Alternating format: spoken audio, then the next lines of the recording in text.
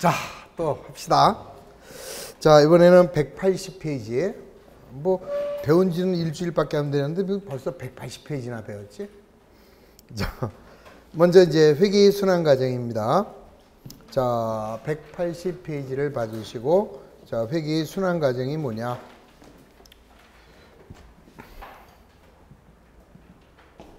그러니까 회계에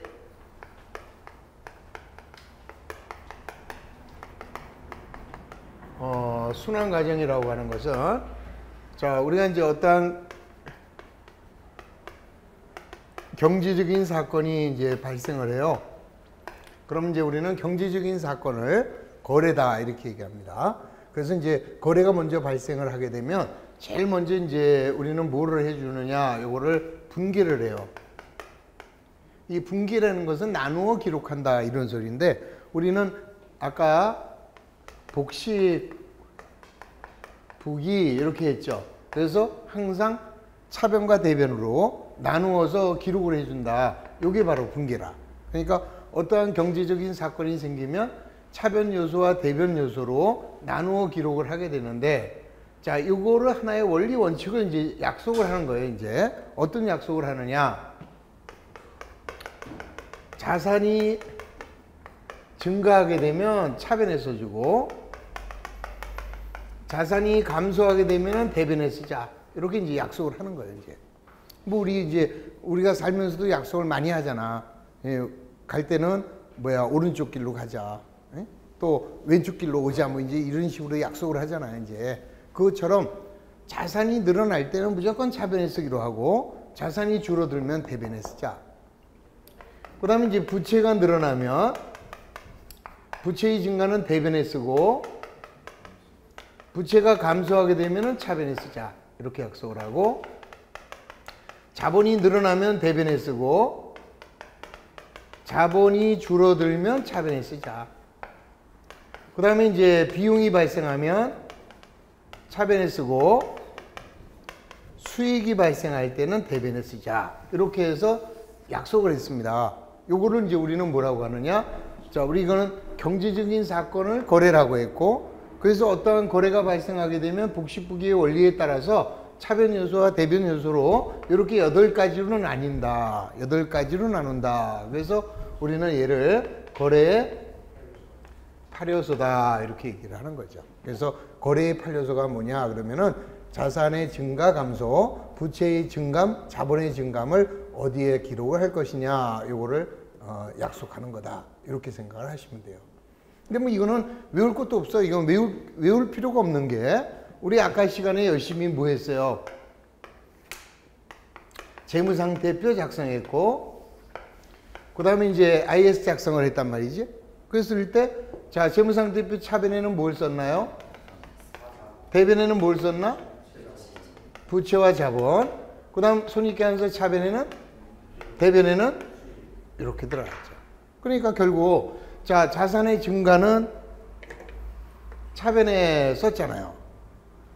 그 다음에 부채는 대변에 증가, 자본도 대변에, 그 다음 비용은 차변에, 수익은 대변에. 그러니까 결국 요거를 이렇게 짜게 주면 여기가 재무상태표, 자산, 부채, 자본 이렇게 돼 있고, 요거는 이제 IS 이렇게 놓아주면 비용, 수익 이렇게 되는 거다.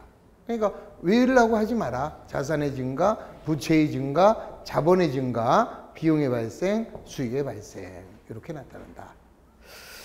자, 그래서 이제 제일 먼저, 자, 우리는 거래에 대해서 한번 이해를 해봅니다. 자, 거래란 우리 아까 뭐라고 그랬어요? 경제적인 사건이다 이렇게 얘기했습니다.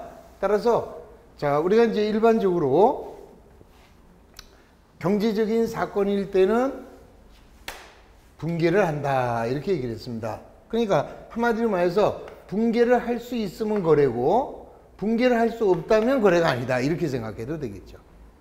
그러니까 차변 요소와 대변 요소로 나누어서 기록을 할 수 있으면 거래라고 볼 수 있는 거고, 자, 따라서 이제 우리는 일반적으로 일상적인 거래가 회계상의 거래다 대부분 그래요. 근데 그렇지 않은 경우도 있다라는 거죠.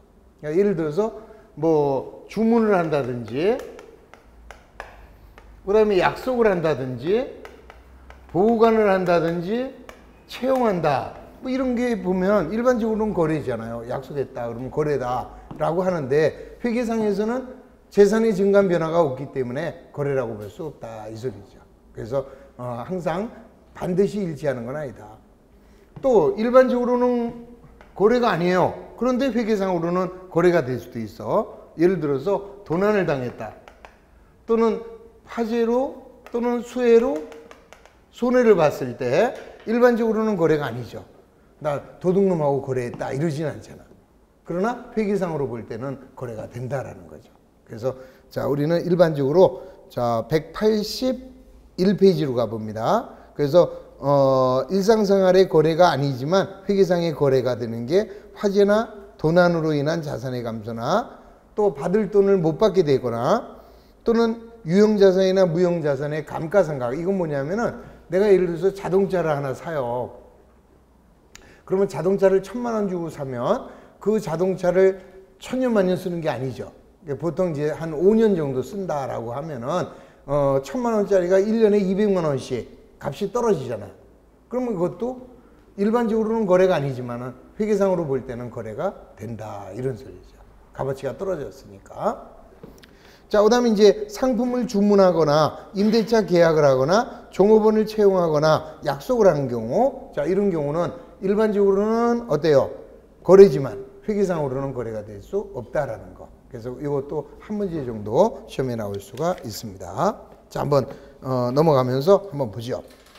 자, 182페이지에 다음 중 회계상의 거래냐 아니냐 이제 골라보자라는 거예요. 1번 상품을 매입하고 대금은 외상으로 했다. 거래. 2번 급여를 250만 원 지급하기로 하고 종업원을 채용했다. 거래가 아니다. 기업주가 기업의 현금을 10만 원 개인적으로 썼다. 거래. 현금을 30만 원 종업원이 횡령했다. 거래. 상품 90만 원을 현금으로 매입하였다. 거래.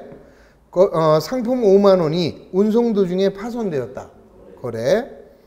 거래처가 파산하여 외상 매출금 65만 원이 회수불능되었다. 거래. 상품 60만 원을 거래처로부터 주문받았다. 거래가 아니고. 자, 건물에 대하여 5만 원의 감가상각비를 계상하다. 거래. 화재로 건물과 상품이 소실되었다. 거래. 거래 아니에요? 거래입니다. 상품이라는 자산, 그 다음에 건물이라는 자산이 감소됐으니까 거래다. 자, 그 다음에 건물을 차입금에 대한 담보로 제공했다. 그건 거래가 아니죠. 담보로 제공했다고 해서 소유권이 이전된 게 아니니까. 그 다음 전화요금 고지서를 받았다. 자, 이거는요 거래일 수도 있고 아닐 수도 있어요. 그건 무슨 말이냐면은, 그러니까 이건 사실 시험에 나오면 이거는 애매모호한 거예요. 왜 그러냐? 그러니까 분기를 할 수 있느냐 없느냐 이 소리잖아요. 그러면 지금 뭐야? 전화요금 고지서를 받았대. 그러면 전화요금을 썼다라는 거 아니에요. 그럼 통신비라는 비용이 발생했어. 자, 고지서가 왔다는 거는 돈 내야 되는데 아직 안 낸 거니까 빚이 생겼다 이런 얘기지. 그래서 자, 요거는 어떻게 회계 처리할 수 있느냐? 차변에는 일단 통신비라는 비용이 생기고 아직 안 줬어요. 그래서 아직 안 줬으니까 미지급 비용 이렇게 해서 자 분계가 됩니다. 그러면 거래다 이 소리예요. 아시겠지? 그런데 이제 봐요. 그럼 여기 이제 고지서가 언제 왔냐? 8월 10일 날 왔단 말이지. 근데 납기일이 8월 15일이에요. 그럼 8월 15일 날 되면 현금을 내면서 미지급 비용이 없어지는 거 아니냐. 요거를 갚았으니까 얘 없애고 현금이 나가는 거 아니에요. 그럼 뭐 이렇게 지저분하게 하냐. 8월 15일 날 하지 말고 그냥 8월 15일 날 돈 낼 때 통신비, 현금 이러면 되지 않느냐. 그래서 실무적으로 볼 때는 고지서 온 날, 고지서 온 날 회계 처리 안 하고 놔뒀다가 돈 낸 날 한단 말이죠. 아시겠지? 그래서 요런 경우에는 이런 경우에는 고지서 받은 거 거래가 아니죠. 돈 낸 날 거래지. 근데 이런 경우에는 거래지. 그래서 요거는 애매한 건데 일단 물어보는 거는 일단은 거래가 발생한 거로 봐라. 그래서 지금 몇 번이에요? 12번. 자, 12번은 거래로 봐야 된다라는 거예요. 알죠? 자, 해답을 고치세요, 그냥. 그러니까 만약에 시험 본다. 시험에 이 문제가 나왔다. 그러면 둘 다 우겨서 복수정답으로 만들 수 있는 문제. 자, 그 다음에 13번. 전화요금을 납기일에 납부하지 못했다. 그건 거래죠, 당연히. 자, 그 다음에 자, 건물을 월 60만 원의 조건으로 임차하기로 계약을 했다. 자, 요거는 계약한 것은 거래가 아니죠. 자, 그래서 거래냐 아니냐 이 정도 구분할 수 있으면 된다. 자, 그러니까 항상 중요한 것은 우리는 뭐예요? 어떠한 경제적 사건이 발생했을 때 이중으로 나타난다는 거. 어느 한쪽만 생기고 어느 한쪽이 안 생기면 안 된다라는 거. 자, 그러니까 다시 한번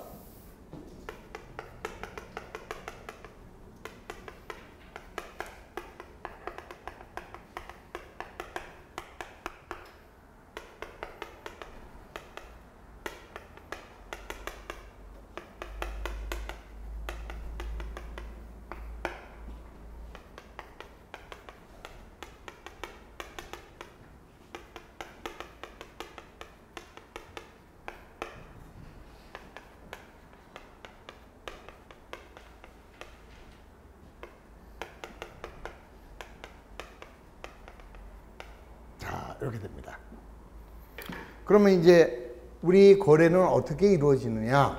자, 일반적으로 자산이 증가하면서 자산이 감소돼요.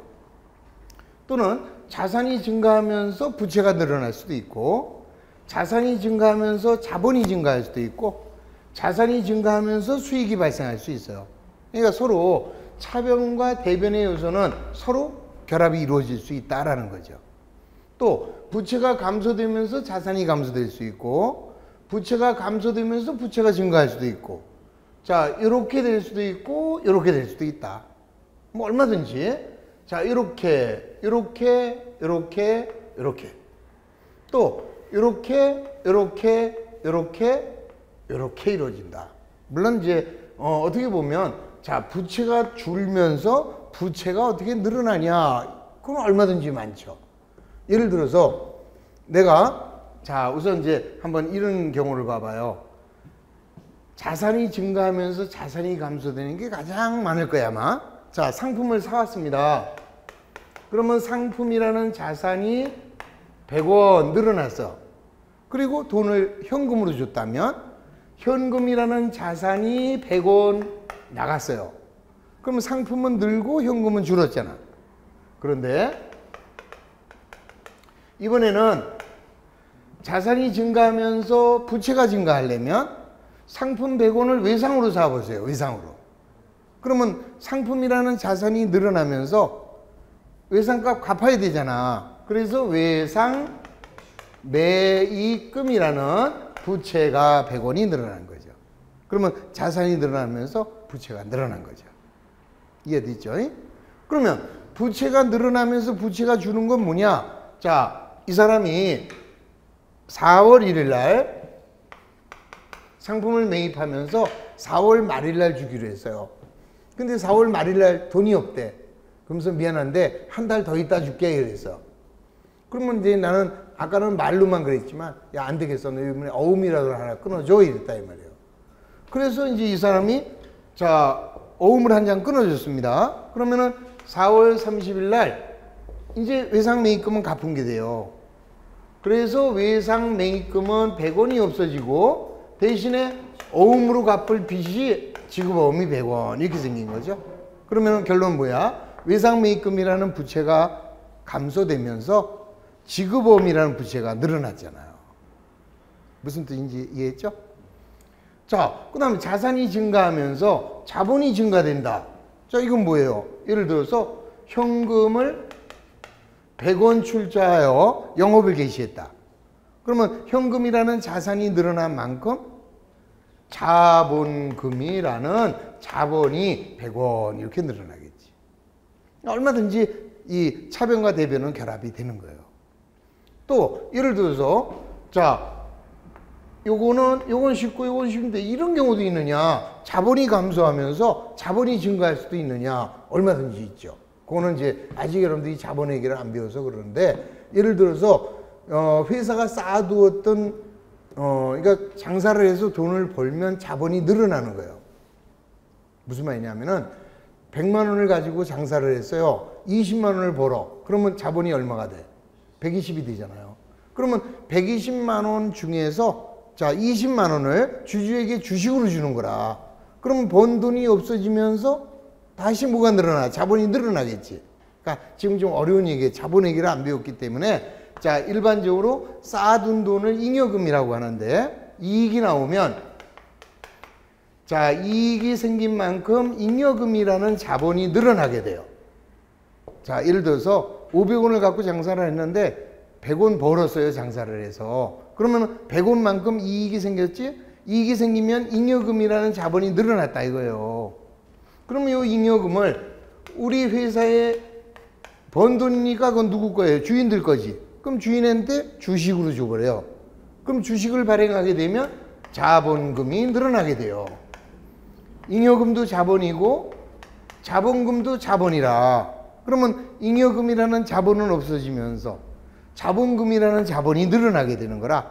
그래서 자본의 감소, 자본의 증가 있을 수 있다. 근데 요거는 아직까지는 여러분들이 기초회계이기 때문에 잘 이해가 안 되고 나중에 자본회계를 배우면 쉽게 이해가 되니까 그때 가서 이해하도록. 그 다음에 제일 궁금한 게 비용이 발생하면서 수익이 발생할 수 있느냐. 그건 좀 이상하죠. 어떻게 한쪽에서는 비용이 생기면서 한쪽에서는 수익이 생기냐. 드문 현상이지만 이럴 수 있죠. 예를 들어서 내가 건물을 하나 갖고 있어요. 그러면 집세를 받잖아, 집세. 근데 4층에 이 집주인은 A예요. 근데 4층에 B라는 친구가 세입자야. 근데 A가 세입자한테 A가 집주인이에요. 자, 세입자인 친구의 둘이 집주인은 요 세입자한테 돈을 빌릴 수 있다 없다? 집주인은 돈 많은 사람이에요? 경우에 따라서는 지금 당장 쓸 돈이 100만 원이 없어요 지금. 그럴 때는 야 친구야 돈 좀 빌려줘라 이럴 수 있잖아. 그렇죠? 그래서 돈을 빌렸습니다. 돈을 빌리니까 뭐를 또 줘야 돼요? 이자를 줘야 되지. 그래서 얘가 야 이자 내놔 이래서 이자 내놔. 근데 이 친구는 돈이 없어 지금. 돈 줘야 되는데 이자 줄 돈이 없어. 근데 마침 집세 받을 날이에요. 집세를 받는 날이야. 그럼 친구한테 뭐라 그래? 그러면 되잖아. 한쪽에서는 이자를 줘야 되고 집세를 줘야 되고 그러면 야 그냥 이러면 되잖아요. 이해되셨지 무슨 말인지? 어려웠나? 자 이자 줘요 그냥. 그럼 차변에 뭐가 될까? 이자 비용이라는 현금이 나갔습니다. 근데 집세 받아.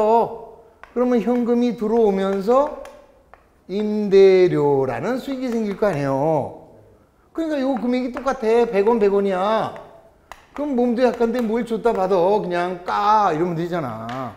그러면 한쪽에서는 비용이 발생하면서 한쪽에는 뭐가 생겨? 수익이 발생할 수도 있다. 드문 현상이지만 될 수는 있다 이 소리예요. 아시겠지? 자, 그러나 어떤 경우라도 자산이 증가하면서 부채가 감소할 수는 없다라는 거예요. 아시겠지? 그러니까 서로 마주 보는 거는 결합이 이루어지지만 같은 쪽의 결합은 이루어질 수 없다라는 거. 아시겠지? 자, 그것만 이해하시면 된다. 그러니까 이쪽도 역시 내나 안 된다라는 것만 기억하면 되죠. 자, 그래서 거기 183페이지 보면 거래 16가지를 제가 써놨습니다. 이제 어떤 경우가 자산이 증가하고 자산이 감소되느냐. 이거 지금 4가지 했잖아요, 이거. 자, 이거 했고, 그 다음에 이렇게도 이제 이루어질 수 있다. 이렇게도 이루어질 수 있다. 그러면 16개가 되잖아요, 여기에. 근데 그 중에서, 쳐다보지 말아라 하는 건 볼 필요 없습니다. 봐도 모르니까. 자, 몇 번이냐? 7번. 7번 지워버리고요.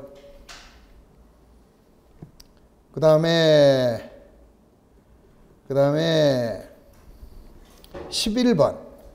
11번 지워버리시고, 그 다음에 15번. 15번. 자, 거기까지. 자, 거기까지는, 그러니까 다시 해. 7번 X, 11번 X, 15번 X. 그거는 앞만 읽어도 모르는 거니까. 다만, 회계를 과거에 공부하셨다. 그런 사람들은 보면 되죠. 처음 회계 공부하는 사람들은 이 7번이나 11번이나 15번이 무슨 말인지를 모르니까 그거 갖고 고민하지 마시라는 거. 우리가 이제 기본서에 들어가면 다 배울 겁니다. 그때 가서 이해하자. 자, 그 다음 183페이지에. 자, 거래의 이중성. 그거는 이해됐죠? 하나의 거래가 발생하면 차변 요소와 대변 요소로 나뉘어진다. 따라서 대변과 차변의 합계는 반드시 일치한다. 대차 평균의 원리. 자, 그렇게 해서 정리하시고. 자, 그 다음에 이제 184페이지에 거래의 종류. 자, 우리가 이제 일반적으로 거래를 크게 이제 세 가지로 볼 수 있습니다. 어떻게 나누느냐? 교환 거래라는 거하고, 그 다음에 두 번째 손익 거래, 그 다음에 세 번째 혼합 거래, 이렇게 세 가지로 구분할 수 있다. 그러면 자, 교환 거래라고 하는 것은 자산이나 부채, 자본의 증감 변화가 있으면 이게 바로 교환 거래예요. 그러니까 차변에 자산이나 부채나 자본이 늘거나 줄고, 동시에 대변에 자산이나 부채나 자본이 늘거나 줄으면 이런 거래는 교환 거래. 그 다음에 이제 손익 거래라고 하는 것은 수익이나 비용이 발생하는 거래. 그 다음 마지막 혼합 거래는 교환 거래와 손익 거래가 동시에 발생을 하는 거래. 요거를 우리는 혼합 거래. 근데 이제 일반적으로 교환 거래는 잘 알아요. 교환 거래는. 자, 예를 들어서 자, 거기 봅시다. 184페이지에 상품을 40만 원 매입하고 대금은 현금으로 지급하였다. 근데 이제 우리가 이제 제일 그 회계에서 어려운 게 뭔지 알아요? 분계. 그러니까 분계가 뭐라 그랬어? 어떠한 경제적인 사건을 거래의 8요소에 따라 차변 요소와 대변 요소로 나누어 기록하는 게 분계다 그랬잖아요. 근데 이 분계가 안 되는 거라. 미치겠어요. 분계가 안 돼요. 근데 이제 그 공부를 지금부터 이제 내년 7월 달까지 열심히 해요. 그럼 7월 달 시험 보러 갈 때 난 분계가 안 돼요. 이런 사람이 있어요. 네? 분계가 안 된대. 1년 내내 공부하고서 분계가 안 된대. 그게 말이 돼요? 말이 돼요. 그만큼 분계가 어려운 거예요, 이게. 나도 참 이해가 안 가요. 그러니까 분계가 잘 돼요라고 하는 것은 회계 끝났어요, 이 소리야.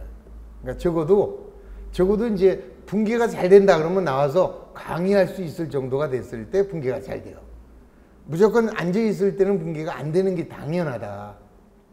그럼 어떻게 해야 되느냐? 많이 해라, 이 소리예요. 많이.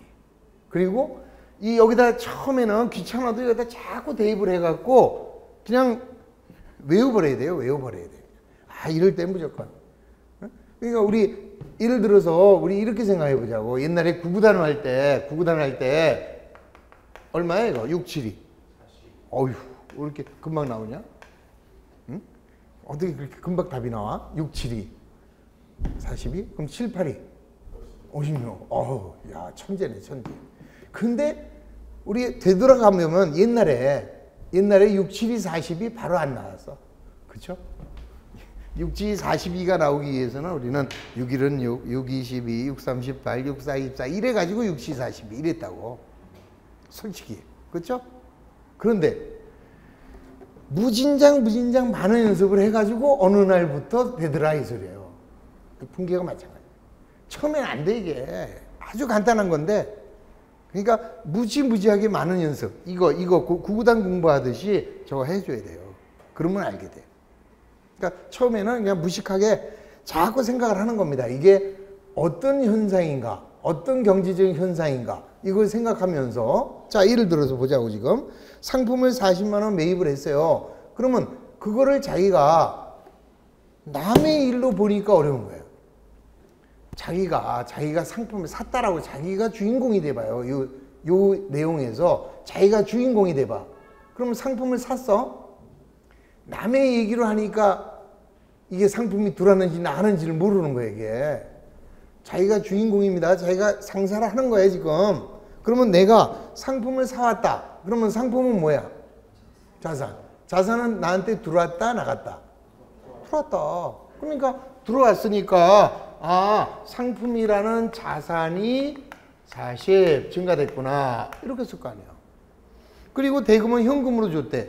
그러면 현금은 나한테서 나갔을 거다. 그러면 현금이라는 자산이 40이 나갔으니 상품이라는 자산은 늘어나고 현금이라는 자산은 감소됐으니 자산의 증가, 자산의 감소니까 요거는 교환거래다 이 소리죠. 무슨 말인지 이해했죠? 2번 현금을 80만 원 3개월 상환 조건으로 차입하였다. 자 여러분들이 이 사건의 주인공이 돼야 된다니까. 방관자가 되지 말고. 그러면 여러분들은 돈이 들어왔다 나갔다? 들어왔다. 자 돈이 들어왔어요. 그럼 차변에 현금이라는 자산이 80. 그러면 돈은 들어왔지만 나는 그 돈을 어떻게 해야 돼? 갚아야 될 부채가 늘어났어요. 자 이럴 때 우리는 뭐라고 하느냐? 차입금. 그런데 1년 이내에 갚아야 되겠네. 그럴 때 단기 요걸 붙이는 거예요. 만약에 2, 3년 있다 갚는다 그럴 때는 장기 차입금. 자 1년 안에 갚는다 단기 차입금. 그럼 어떻게 됐어요? 현금이라는 자산은 증가하고 차입금이라는 부채가 증가됐어요. 그러면 자산과 부채와의 거래니까 내나 교환거래 이렇게 되는 거예요. 세 번째, 건물을 1,000만 원과 현금 500만 원을 출자하여 영업을 시작하다. 자 항상 다시 한번 주인공은 누구예요? 자 이제 내가 아닙니다. 사실은 우리 회사예요. 사장님의 입장에서 회계 처리하면 안 돼.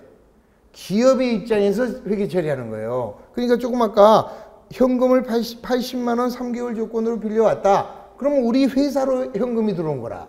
나한테 현금이 들어온 게 아니라. 아시겠지?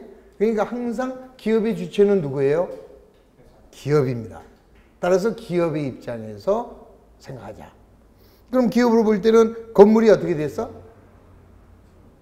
우리 회사로 건물이 들어왔잖아요. 그러니까 자산의 증가. 그러면 건물이라는 자산이 1,000만 원. 또 현금이라는 자산이 500만 원 들어왔어요. 그만큼 우리 회사에 뭐가 늘어난 거야? 자본금이 늘어난 거다. 자본금은 얼마가 늘어난다? 1,500. 그럼 결국 자산 증가, 자본 증가니까 무슨 거래? 내나 교환거래. 4번 외상 매입금 80만 원을 현금으로 지급하였다. 그럼 우리 아까 상품을 외상으로 샀어요. 그런데 갚았잖아 오늘. 그러면 자 그리고요 여기서도 자 좀 기억을 할 게 하나 있는데 이 분기라고 하는 것은 꼭 차변부터 하려고 하지 마. 편한 데부터 해요. 지금 여기서 보면 외상값 80만 원을 현금으로 지급했다. 그러면 우리 회사에서 현금이 어떻게 됐어요? 나갔잖아요. 나갔으니까 대변에다가 현금 80 이렇게 써줘 먼저. 그러면 현금이 나간 이유는 빚 갚았잖아요. 아 외상매입금이라는 부채가 감소됐구나. 얘부터 1번, 2번 이러지 말고 얘 먼저 하고 얘 나중에 하면 더 쉽게 된다는 거지. 아시겠지? 그러니까 분기의 순서는 차변, 대변이 아니에요. 편한 거부터 해라. 대변 먼저, 차변 나중. 이래도 된다. 그러면 여기서는 부채가 감소되면서 자산이 감소됐으니까 무슨 거래? 교환거래. 자, 그 다음에 이제 교환거래는 그래서 자산이나 부채나 자본의 증감이기 때문에 쉽게들 해요. 근데 문제는 손익거래예요. 이 손익거래를 대부분 이제 많이 놓칩니다. 자, 뭐예요? 자산이나 차변이나 대변 어느 한쪽에 비용이나 수익이 발생하면 요게 바로 손익거래예요. 그럼 지금 보면 자 종업원의 급여 70만 원을 현금으로 줬다. 그러면 자 뭐부터 할까? 대변부터 해요. 현금이 나갔어. 현금이라는 자산이 70 나가면서 왜 나갔어요? 급여라는 비용이 발생했다. 이렇게 된 거예요. 그럼 여기 봐. 여기는 비용이 발생하면서 여기는 자산이 감소됐어요. 비용이 발생하면서 무슨 거래? 자, 이게 여기서 이제 혼동이 오는 게 그럼 아까 뭐라고 했어요? 혼합거래란 교환거래와 손익거래가 동시에 발생한다 그랬잖아. 그랬더니 어떤 사람들은 이거 손익거래 아니냐 이거예요. 왜 손익거래예요? 그랬더니 이거는 이건 손익거래고 이건 교환거래니까 동시에 발생했다. 혼합거래다 이 소리예요. 그게 아니라고. 왜 아니냐 하면은 우리 회계는 복식북이라고 그랬습니다. 차변 하나만 나타날 수가 없죠. 차변과 대변이 동시에 나타나지. 그러면 비용이 생긴 만큼 자산이 감소되거나 부채가 늘어나게 돼 있다고. 한쪽만 생길 수는 없으니까. 그러면 어떻게 하면 되느냐? 비용 70만 원이 생겼어요. 차변에서 70을 생겼으니까 70을 죽여버리는 거예요. 여기서 70을 죽이면 여기도 70을 죽여버려. 남는 게 있어 없어? 남는 게 없으면 손익거래다 이 소리예요. 남는 게 없으면. 자 한번 봐요. 그 다음 거. 이달분 점포 사용료 50만 원을 다음 달에 주기로 하였다. 그러면 집세가 발생했지? 임차료라는 비용이 발생했는데 돈이 없어서 다음 달에 주기로 했습니다. 미지급 비용이 미지급 임차료도 좋고 50 이렇게 됐어요. 그럼 지금 어떻게 됐어? 임차료라는 비용이 50 생겼죠. 차변에 50만큼 대변에 죽여. 그러면 남는 게 없어요. 남는 게 없으면 손익거래다. 세 번째, 대여금에 대한 이자 3만 원을 현금으로 받았다. 그러면 현금이 늘어나겠네. 현금이라는 자산이 3만 원 늘어나면서 이자를 받았으니까 이자 수익이 3만 원 됐죠? 그러면 자 이자 수익이라는 수익이 3만 원 3만 원 죽이면 남는 게 없죠. 그러면 남는 게 없으면 얘네들이 손익거래다 이 소리예요. 그러면 자 혼합거래란 단기 대여금 80만 원과 그 이자 4만 원을 현금으로 받았다. 이 소리는 뭐예요? 내가 돈을 80만 원 빌려줬다가 빌려준 돈하고 이자하고 동시에 받은 거라. 그러면 현금은 얼마가 들어와요? 현금이라는 자산은 84만 원이 들어왔습니다. 그러면 80만 원은 뭘 받은 거야? 대여금. 자, 단기 대여금이라는 자산이 80 없어지겠죠. 4만 원은 이자로 받았으니까 이자 수익이 4만 원이죠. 그러면 자 여기에 자 우리 아까 이자 수익이 4만 원이면 수익 4만 원을 줬어요. 여기서도 4만 원 줘야지. 4만 원 지게 되면 얼마나 남아요? 80만 원이라는 현금 요건 남지. 즉 손익거래를 제거해도 교환거래 하나가 남지. 그럴 때 얘가 혼합이다 이 소리예요. 아시겠지? 그러니까 동시에 싹 없어지면 손익거래고 손익거래 하나를 제거해도 교환거래가 남으면 그게 혼합거래다. 됐습니까? 자, 니은번. 원가 80만 원의 상품을 100만 원에 외상으로 매출하였다. 자, 그럼 한번 또 해봐. 그러면 항상 기업의 입장에서 뭐가 나갔습니까? 상품이 나갔어요. 얼마짜리가? 자, 80만 원짜리 상품을 얼마에 팔았습니까? 지금 100만 원에 외상으로 팔았어. 그러면 뭐가 늘어나요? 외상 매출금이라는 받을 돈이 늘어나겠네. 얼마 받아야지? 100만 원. 자, 왜 갭이 생겼어요? 80만 원짜리를 100만 원에 팔았다면 20만 원 이익이 생긴 거지. 그렇죠? 자, 그럴 때 우리는 얘를 뭐라고 하느냐? 상품 매출이익. 자, 상품 매출이익이라는 수익이 20. 자, 그럼 여기서도 자, 상품 매출 이익이라는 수익을 20만 원 죽였어요. 그럼 여기도 20을 죽이면 자, 얼마만 남아요? 80이 남지? 자, 손익거래 하나를 제거해도 교환거래가 남았죠? 그러면 이런 거래를 혼합거래라고 한다. 세 번째, 단기 차입금 80만 원과 이자를 현금으로 지급하였다. 내는 마찬가지죠. 자, 이자 비용 20을 지어버리면 뭐는 남아요? 단기 차입금이라는 교환거래 하나 남죠? 그러면 이런 거래를 뭐라고 한다? 혼합거래라고 한다. 오케이. 자, 다음 페이지에. 그러면 이제 186페이지에 자, 교환거래인지 한번 손익거래인지 골라봅니다. 1번. 비품 5만 원을 현금으로 구입했다. 교환거래.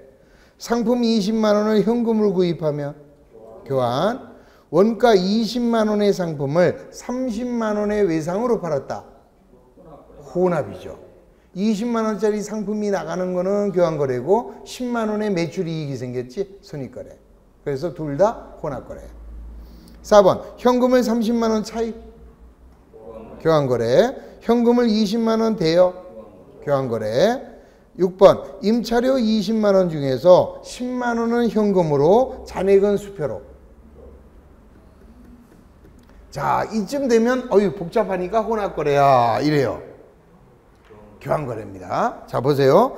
뭐 무슨 교환거래야? 손익거래지. 자, 임차료 20만 원을 줬어요. 그럼 임차료라는 비용이 발생했죠. 임차료 20만 원을 10만 원은 현금으로 줬으니까 현금이라는 자산이 10만 원. 그 다음에 잔액 10만 원은 수표를 발행했대요. 자, 수표를 발행할 목적으로 하는 예금을 당좌예금이라고 하고, 자, 수표를 발행하면 당좌예금이 감소돼 버리는 거예요. 자, 그럼 봅시다.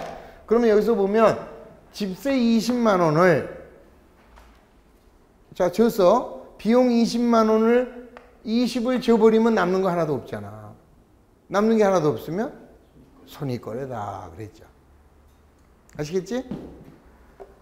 자, 그 다음 7번 화재로 인하여 건물이 100만 원 소실되었다.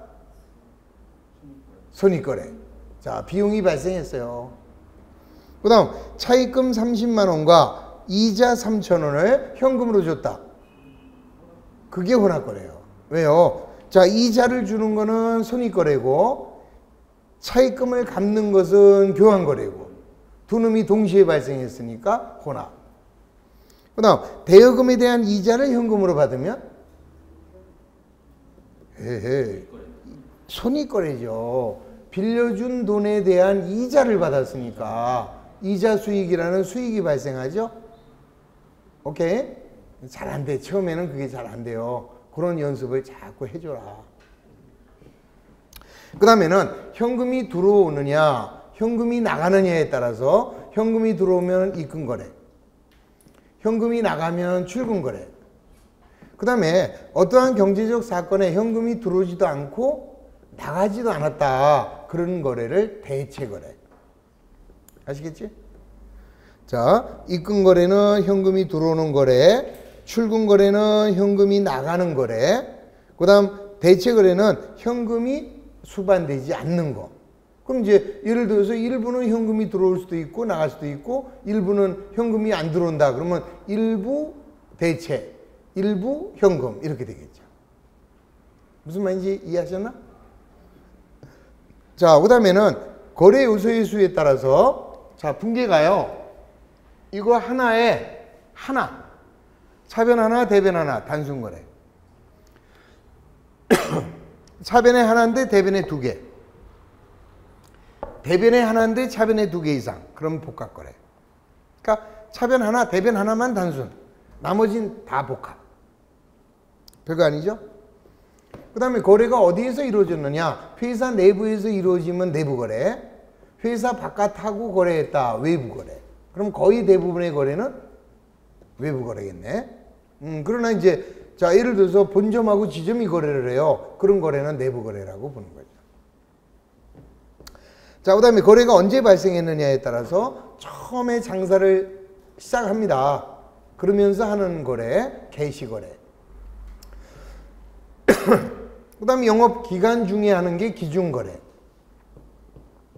그 다음에 결산을 하기 위해서 하는 거래가 결산거래. 자, 그러면 이제 그 밑에 거래의 분류 나와 있죠? 자, 거래의 분류. 먼저 요걸 가지고 여러분들 내가 오늘 숙제를 내드릴 건데 어떻게 하느냐? 자, 1번 현금 400만 원과 건물을 500만 원을 출자하여 개업하였다. 그러면 여러분들이 노트에다가 요걸 어떻게 해주시냐? 우선 분기를 해요. 분기를. 잘 안 되겠지만 자꾸 해보는 거라. 그러면 현금이라는 자산이 400. 그 다음에 건물이라는 자산이 500. 그 다음에 영업을 개시했으니까 자본금이 900. 이렇게 되겠죠? 이렇게 분기를 하시고. 아시겠지? 그 다음에 이거는 무슨 거래일까요? 교환거래야. 그 다음에 거래의 수는 하나예요? 두 개예요? 두 개. 따라서 복합거래. 이렇게. 여기까지. 그러니까 다시 한번 얘기합니다. 자, 요거 분기를 하시고 분개하시고 그 다음 두 번째는 요게 무슨 거래냐? 교환거래냐? 손익거래냐? 혼합거래냐? 그거 표시하고 그 다음에 아울러 자, 세 번째는 뭐라고요? 분개 숙제입니다. 분개하고 그 다음에 거래의 종류 그 다음에 세 번째는 단순거래냐? 복합거래냐? 자, 그건 너무 쉽죠? 자, 단순거래는 뭐라고 그랬어? 차변 하나, 대변 하나. 그 다음 복합거래는 하나에 두 개 이상. 아시겠지? 자, 그것만 구분해 오시기. 자, 그거까지 숙제. 자, 그렇게 해서 해 주시고, 숙제가 너무 적다. 뭐 이왕이면 숙제 좀 더 내죠, 뭐. 자.